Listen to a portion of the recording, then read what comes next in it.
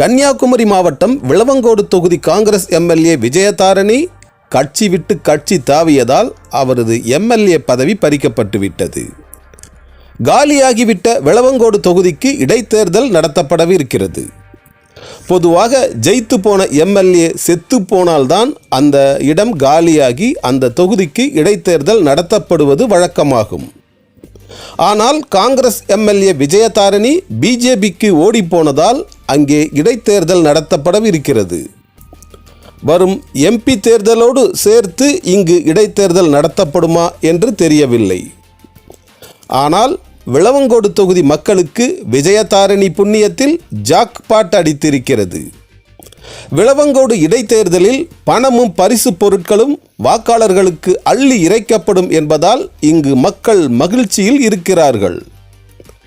காங்கிரசிலிருந்து பிஜேபிக்கு தாவிய விஜயதாரணிக்கு நடிகை குஷ்புவும் தமிழிசை சவுந்தரராஜனும் பெரும் போட்டியாக இருக்கிறார்கள். விஜயதாரணி, குஷ்பு, தமிழிசை யாருக்கு எம்பி சீட் கிடைக்கும் என்பதுதான் இப்போது பெரும் மோதலாக மாறியிருக்கிறது. உடல்நிலை மற்றும் வயது மூப்பின் காரணமாக தமிழிசை ஓரம் கட்டப்படுவார் என்று டெல்லி வட்டாரங்கள் கூறுகின்றன. கட்சி விட்டு கட்சி தாவியும் விஜயதாரணிக்கு பெரும் கலக்கத்தை ஏற்படுத்தியிருக்கிறது டெல்லி சூழல்.